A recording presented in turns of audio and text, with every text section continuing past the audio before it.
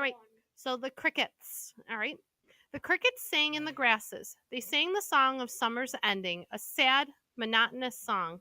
Summer is over and gone, they sang. Over and gone, over and gone.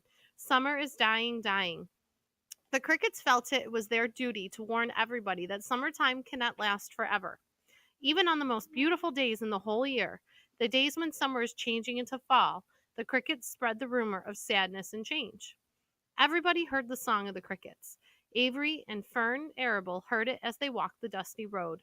They knew that school would soon begin again. The young geese heard it and knew that they would never be little goslings again. Charlotte heard it and knew that she hadn't much time left. Mrs. Zuckerman, at work in the kitchen, heard the crickets, and a sadness came over her, too.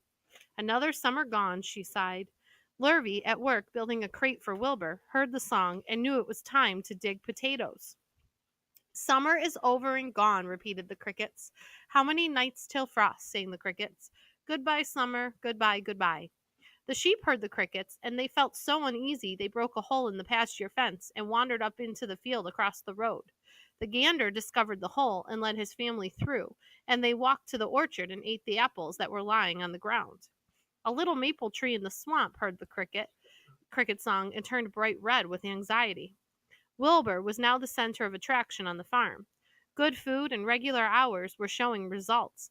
Wilbur was a pig any man would be proud of. One day, more than 100 people came to stand at his yard and admire him. Charlotte had written the word radiant, and Wilbur really looked radiant as he stood in the golden sunlight. Ever since the spider had befriended him, he had done his best to live up to his reputation. When Charlotte's web said some pig, Wilbur had tried to look like some pig. When Charlotte's web said terrific, Wilbur tried to look terrific. And now that the web said radiant, he did everything possible to make himself glow. It is not easy to look radiant, but Wilbur threw himself into it with a will. He would turn his head slightly and blink his long eyelashes. Then he would breathe deeply, and when his audience grew bored, he would spring into the air and do a backflip with a half twist. At this, the crowd would yell and cheer. How's that for a pig? Mr. Zuckerman would ask, well pleased with himself. That pig is radiant. Some of Wilbur's friends in the barn worried for fear all this attention would go to his head and make him stuck up. But it never did. Wilbur was modest. Fame did not spoil him. He still worried about some about the future, as he could hardly believe that a mere spider would be able to save his life. Sometimes at night he would have a bad dream. He would dream that men were coming to get him with knives and guns. But that was only a dream. In the daytime, Wilbur usually felt happy and confident. No pig had truer friends, and he realized that friendship is one of the most satisfying things in the world. Even the song of the crickets did not make Wilbur too sad. He knew it was almost time for the county fair, and he was looking forward to the trip. If he could distinguish himself at the fair and maybe win some prize money, he was sure Zuckerman would let him live.